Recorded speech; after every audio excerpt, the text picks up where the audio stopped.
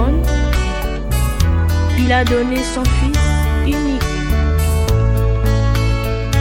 afin que quiconque croit en lui ne périsse point, mais qu'il ait la vie éternelle. L'amour de Dieu projeté vers le monde m'a donné un sauveur, puissant vainqueur, Jésus-Christ, agneau immolé. L'amour de Dieu projeté vers mon âme a produit une expiation.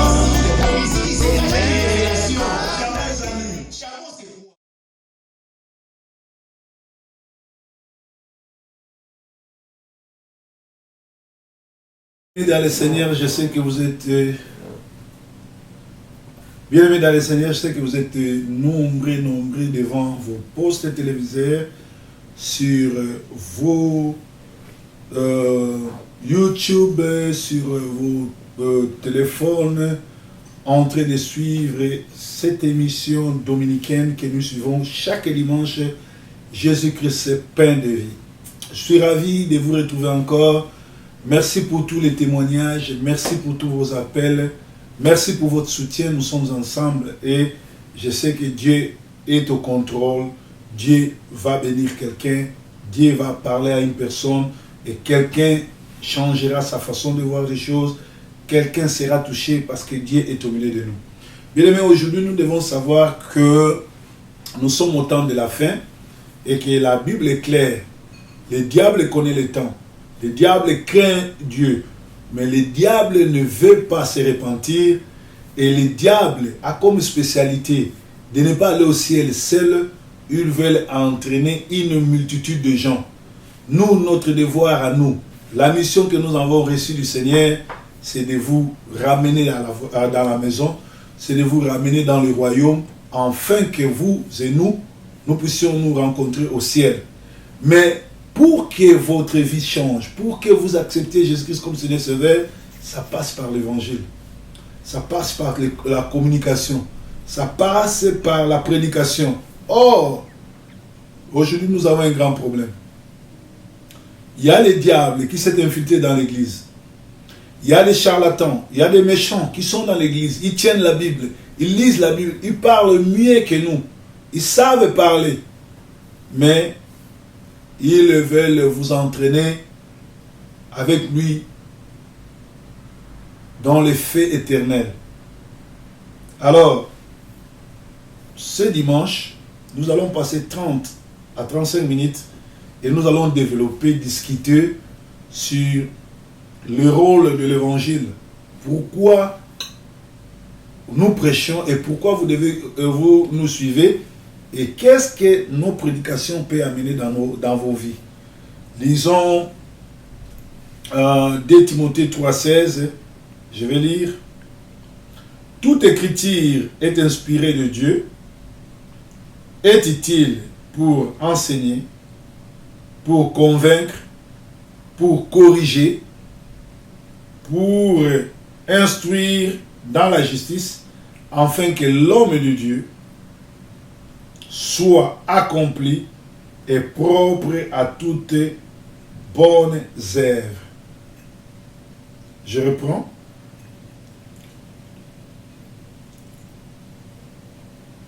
Toute écriture est inspirée de Dieu. Ça veut dire que chaque fois que vous suivez un évangéliste, un homme de Dieu, vous fréquentez une église, quand l'homme de Dieu se met à parler, il faudrait que cette écriture-là, la Bible qui va lire, soit inspirée de Dieu.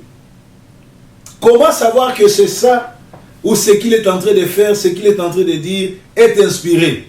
Ça veut dire que Christ doit être au centre.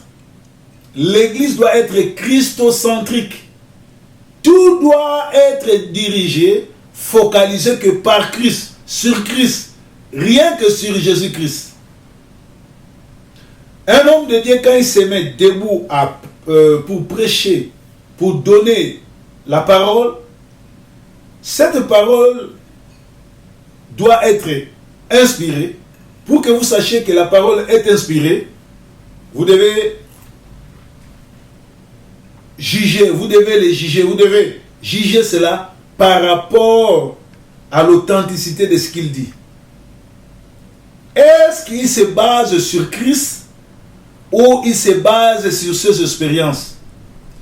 Est-ce qu'il se base sur Christ, sur la parole, ou il se base sur les racontars? Quel est le motif de cette prédication? Moi, je vous ai dit, quand je viens devant vous, tantôt je vous ai dit, c'est pour essayer de sauver ceux qui sont perdus.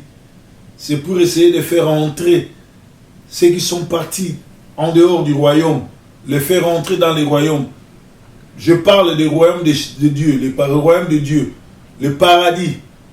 C'est ça le royaume de Dieu. Nous, chrétiens, nous n'avons qu'un seul,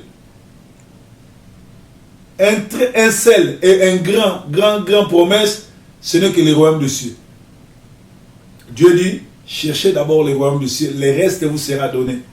Aujourd'hui, il y a des gens qui veulent recevoir le reste sans pour autant avoir le royaume. Dieu merci, moi j'ai compris, la première des choses c'est saisir le royaume, et quand je suis dans le royaume, je sais que Dieu ne peut pas me donner le reste si je n'ai pas le royaume. Je l'ai toujours expliqué, c'est comme quand vous allez dans un magasin, on vous dit, quand vous achetez un, on vous donne un gratuit. Vous ne pouvez pas bénéficier de gratuité si vous ne connaissez pas, vous ne commencez pas à acheter d'abord. Quand vous achetez un, automatiquement vous prenez ce qui est gratuit. C'est la même chose avec le royaume des cieux. Recevez d'abord le royaume, le reste vous sera donné. Dieu se soucie de votre famille, Dieu se soucie de vos familles, Dieu se soucie de vos habillements, Dieu se soucie de ta vie, Dieu se soucie de ton avenir, Dieu se soucie de toi. C'est Dieu qui t'a créé. Dieu sait que tu as besoin des habits, Dieu sait que tu as besoin d'une voiture, Dieu sait que tu as besoin d'une maison, Dieu sait que tu dois te marier, Dieu sait que tu as besoin d'argent, Dieu sait. Mais ce que Dieu te demande, c'est d'avoir d'abord le royaume. Quand tu as le royaume, c'est à ce moment-là que tu auras le reste. Mais aujourd'hui, ce qui m'étonne, les gens n'ont pas le royaume. Ils n'ont pas encore le royaume. Ils veulent avoir, ils veulent bénéficier du reste. Vous ne l'aurez pas parce que Dieu, dans sa logique, il ne change pas. Donc, la parole de Dieu est faite, l'écriture est inspirée de Dieu. Et la Bible dit aussi, toute écriture est faite pour convaincre. Convaincre quoi? Nous avons plusieurs sortes de doctrines. Il y a de ceux qui croient que pour recevoir Jésus-Christ comme Seigneur Sauveur, il faut aller se faire baptiser sous les drapeaux. Il y a d'autres qui croient que non. Le fait de recevoir Jésus-Christ comme Seigneur par les baptêmes d'aspiration d'eau. On t'aspire d'eau. Immersion d'eau. On t'immerge dans l'eau. C'est ça le vrai baptême que Jésus a laissé. Alors maintenant, tu vas convaincre ceux qui sont perdus par rapport au verset, par rapport aux Écritures. Même le diable, quand il a voulu corrompre Jésus, heureusement que Jésus ne peut pas être corrompu, dans Luc 4, 16 à 18, on nous dit, le diable a dit à Jésus, qui venait de jeûner 40 jours, il a dit, Dieu a dit, la parole dit, si tu te jettes sur cette montagne, les anges vont te ramasser par terre. Et Jésus a dit, tu ne peux pas tenter ton Dieu. Donc, il faut convaincre. La Bible est faite pour convaincre. La Bible est faite pour enseigner la vraie doctrine de Dieu. Enseigner ce qui est important. Et il continue, nous sommes dans 2 Timothée 3, 16, il dit, pour convaincre, pour corriger corriger. Ici, des fois, quand nous passons, nous citons, nous dénonçons, les gens nous traitent de tous les mots.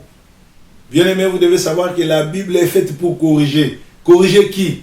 Corriger ceux qui sont perdus, corriger ceux qui font de la Bible un gagne-pain, corriger ceux qui détruisent des familles, corriger ceux qui volent au nom de la Bible, corriger ceux qui violent et détruisent des familles au nom de la Bible.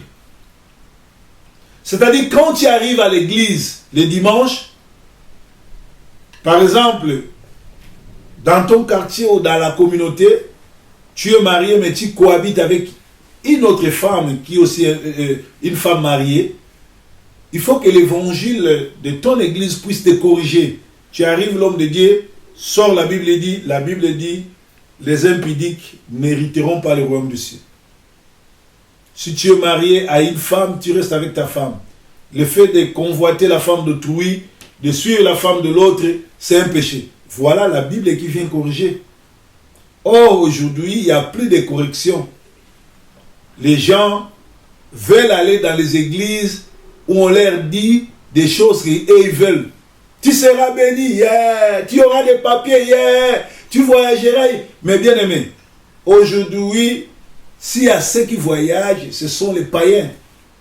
Ceux qui sont bourrés d'argent, ce sont des païens. Ceux qui ont la nationalité de toutes sortes, ce sont des païens. Figurez-vous, quelqu'un comme Messi, Cristiano Ronaldo, Michael Jackson,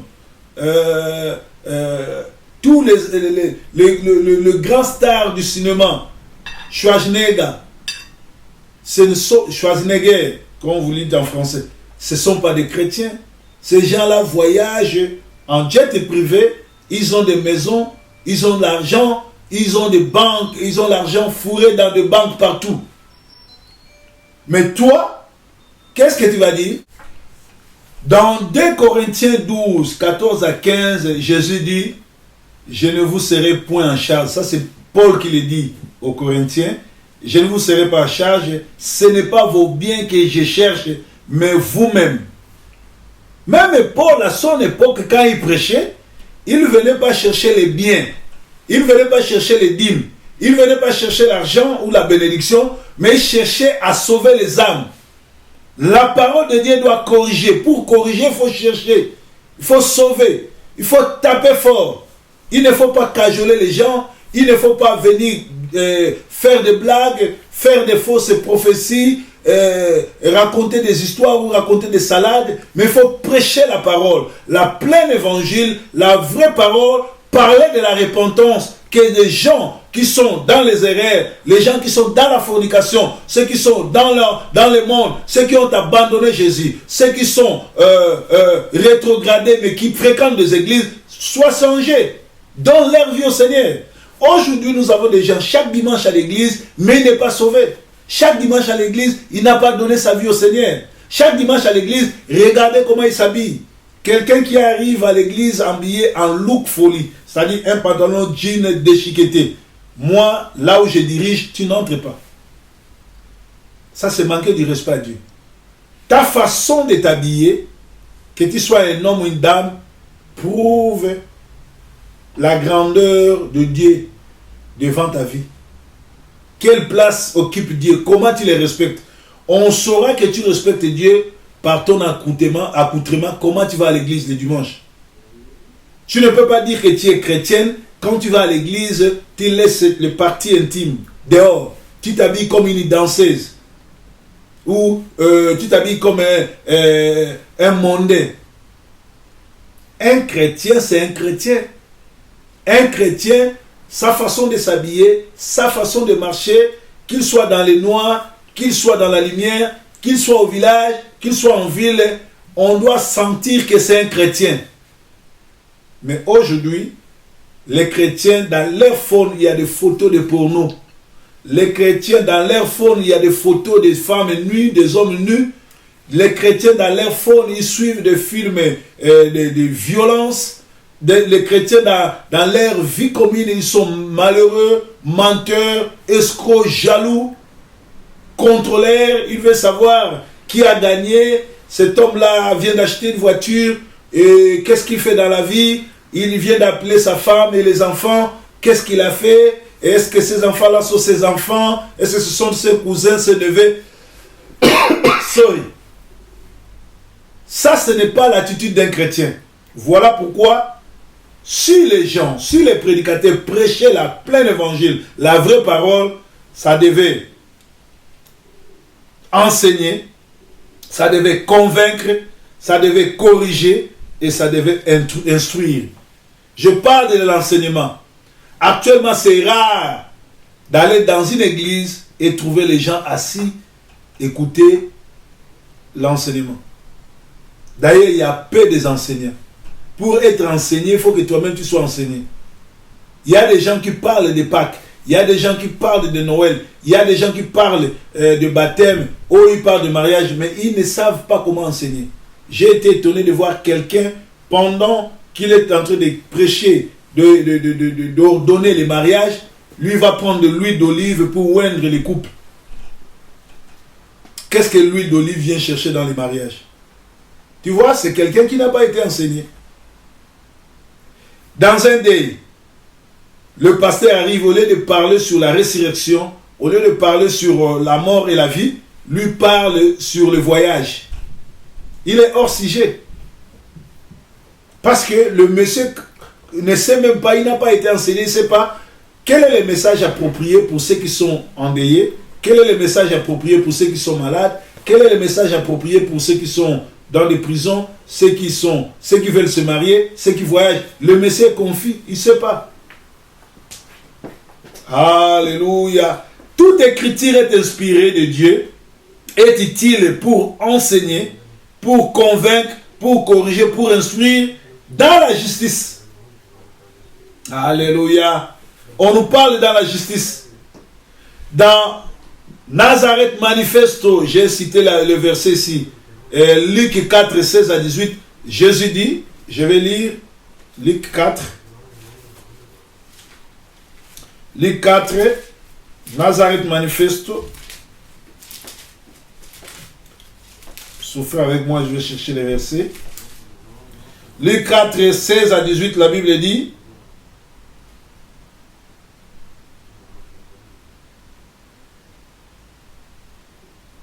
Luc 4, 16 à 18.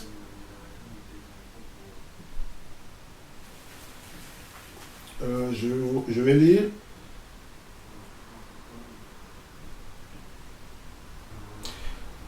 Il ouvrit le livre des prophètes Isaïe, l'ayant déroulé, il trouva l'endroit où il est écrit, l'Esprit du Seigneur est sur moi, parce qu'il m'a oint pour annoncer une bonne nouvelle aux pauvres.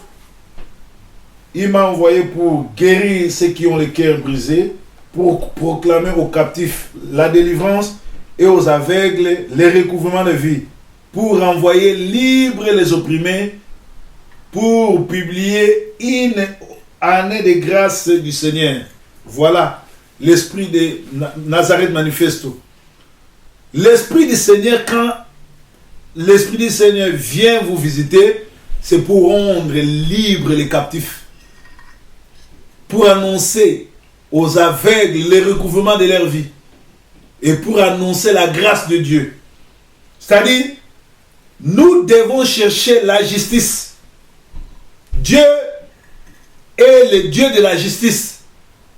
Tu ne peux pas dire que tu es un homme de Dieu, tu es un serviteur de Dieu, tu vois les gens qui sont maltraités et tu fermes la bouche. Tu vois des gens opprimés et toi tu ne dis rien.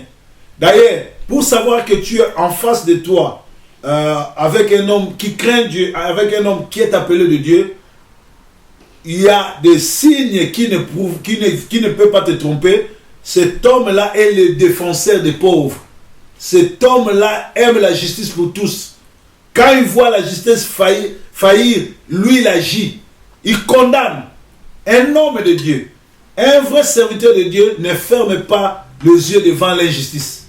Ne ferme pas les yeux devant la pauvreté. Ne ferme pas les yeux devant la maladie, devant l'injustice ou devant les problèmes. Afin que l'homme soit accompli et propre à toute bonne œuvre. C'est-à-dire que ceux qui se moquent de Dieu en prenant la Bible pour se jouer des gens, pour commencer à quémander, à narquer les gens et à mentir ou à faire ce qu'on appelle, à manipuler les gens à cause de la Bible, ils sont maudits. Parce qu'avec la Bible, tu dois enseigner les gens à connaître Dieu, convaincre les gens à donner leur Dieu au Seigneur, leur âme au Seigneur, convaincre les gens à corriger leur vie, des débauches, du banditisme et tout, aider les gens à être instruits dans la justice. Il y a un homme qui est venu me voir, sa femme, que lui a fait venir de l'Afrique. Une femme qui est d'une famille pauvre, une fille qui vendait les bananes, et le monsieur l'a fait venir ici. Arrivé ici, la femme a commencé à fréquenter cette église et le pasteur qui est un sataniste a influencé la femme à chasser son mari. Et la femme a pris la décision d'appeler la police pour mettre l'homme dehors.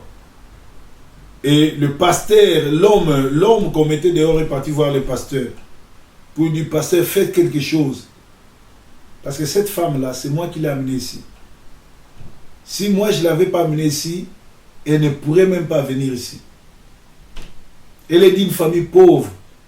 Nous sommes connus à Kinshasa, nous sommes connus au Congo, nous sommes aimés, voilà pourquoi je l'ai amenée ici. Mais ce n'est pas elle qui va me faire ça. Les pasteurs, au lieu d'aider ce couple-là, de rentrer ensemble, de vivre ensemble, d'éduquer leurs enfants parce qu'ils avaient des enfants, le pasteur a dit, oh mon frère, tu sais que les femmes en Europe n'aiment pas les hommes qui les surveillent. C'est mieux que tu la laisses tranquille et toi tu vas dans ton coin et un jour peut-être elle comprendra, elle viendra te chercher elle-même. Tu vois les pasteurs qui devaient réunir, les pasteurs se séparent. Tout simplement parce que les pasteurs avaient commencé déjà à coucher avec la femme. Et vous savez l'histoire, après 2 ans, les pasteurs ne voyaient plus cette dame-là. Et cette dame est tombée dans les bordels. Et aujourd'hui, tous les gars de ce coin-là, de cette communauté, tous ceux qui sont dans les débauches, ont couché avec cette dame. Et aujourd'hui, la dame elle est devenue une femme publique. Le pasteur ne va plus chez elle. Son mari, celui qui l'a appelé ici, s'est remarié avec une autre femme. Et la femme maintenant est dans la rue. Elle cherche maintenant à ce que l'homme puisse rentrer. Mais c'est trop tard. L'homme maintenant est marié, il est marié à une fille du Jamaïque. À une Jamaïcaine. La femme a tout perdu. Pourquoi elle a perdu? Parce que le pasteur ne l'a pas aidé. Et vous savez, dès que vous chassez votre mari de la maison, personne ne va plus vous respecter. Et dès que vous sortez avec il va les raconter à ses amis et tous vont venir jouer avec toi. Maintenant, tout le monde sait que celui-là a sorti avec toi, celui-là a sorti avec toi. Tu deviens la honte de la communauté. Tout simplement parce que tu as voulu trop gagner. Bien-aimé, l'évangile est fait pour corriger. L'évangile est fait pour enseigner, pour convaincre, pour instruire dans la justice. Et c'est à ce moment-là que l'homme sera accompli pour faire toutes bonnes œuvres. Je sais qu'actuellement dans les églises, le pasteur passe beaucoup de temps à demander de l'argent qu'à enseigner la vraie parole. Si tu es parmi ces gens-là, change ta façon d'enseigner. Si tu vas dans une église où le pasteur ne te prêche pas pour que tu changes, où le pasteur ne te prêche pas la parole, où Jésus-Christ n'est pas au centre, sors dans cette église et cherche une autre église. C'était le message d'aujourd'hui. Que le Seigneur vous bénisse. Nous allons nous retrouver encore le dimanche prochain. Que Dieu soit glorifié. Merci et Amen.